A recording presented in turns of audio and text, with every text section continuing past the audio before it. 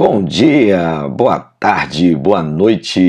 Eu não sei que horas que você está vendo esse vídeo.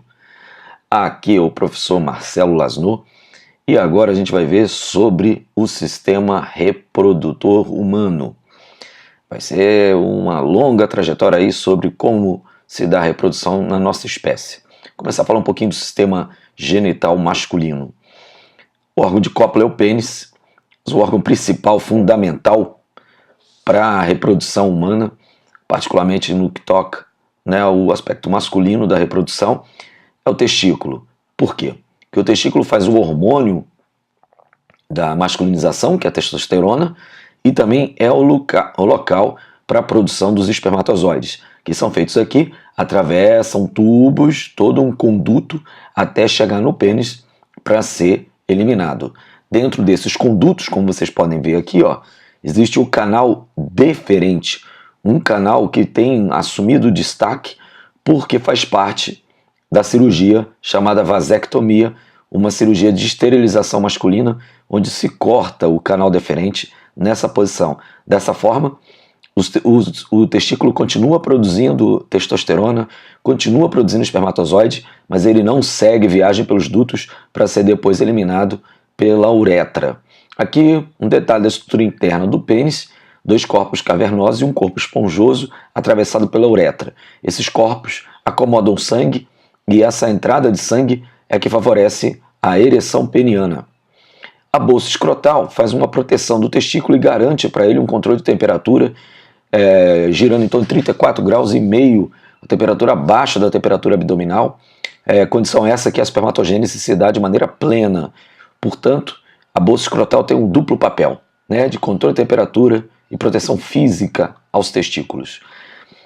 Em relação às glândulas, duas são importantes, além, na verdade, do testículo. Vesículas seminais, que produzem um líquido responsável pela presença de substâncias nutritivas para os espermatozoides, além de inibidores imunológicos que vão acabar ajudando no impedimento de qualquer tipo de reação por parte do corpo feminino. E a próstata, mais líquido nutritivo e um líquido alcalinizante, porque o pH vaginal costuma ser baixo. No sistema genital feminino, externamente a gente tem a vulva, toda essa região que envolve clitóris, lábios e abertura de vagina. Internamente a vagina é um tubo que dá acesso ao útero, às tubas e aos ovários. Aqui uma visão lateral de tudo isso, percebe-se aqui, essa região aqui é a vagina, tá vendo? Ah, e aqui a gente tem o útero com as tubas uterinas e os ovários, ok? Essa região que vocês estão vendo aqui é a bexiga, tá? E aqui é a parte óssea, tá?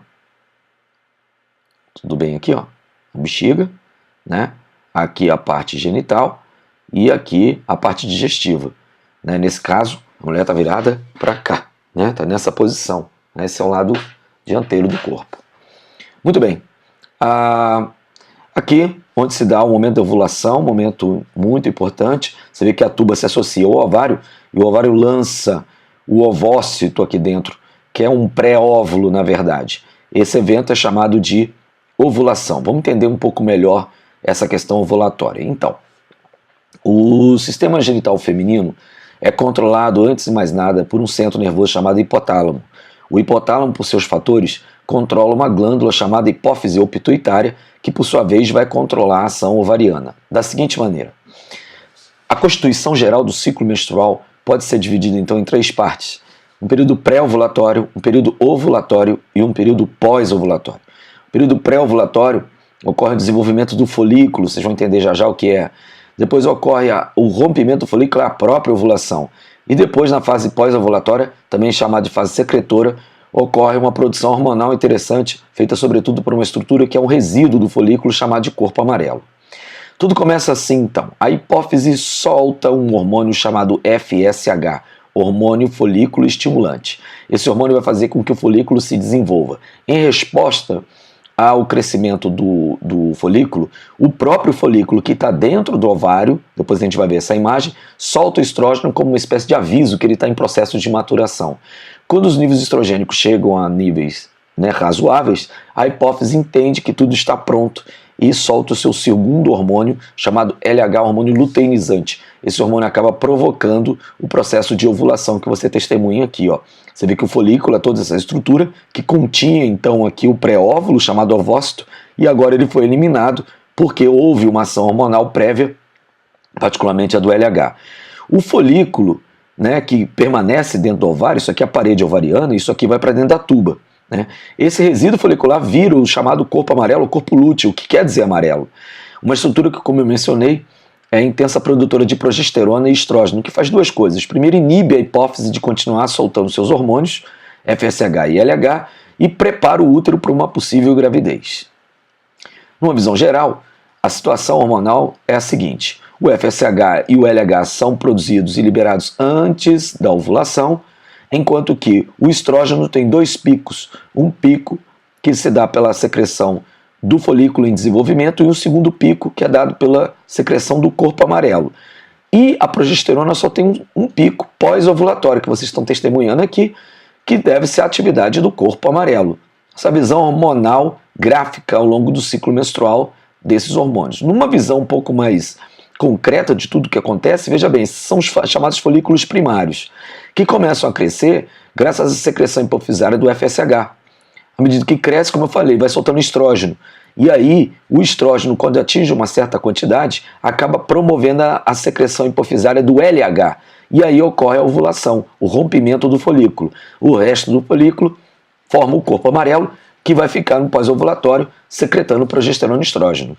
Para quê? Inibindo a hipófise e também desenvolvendo o útero para uma possível gravidez. Se a gravidez não vier, gente, o corpo amarelo degenera 10 dias depois, por volta aí do 24º dia, e em relação a isso, ele acaba morrendo.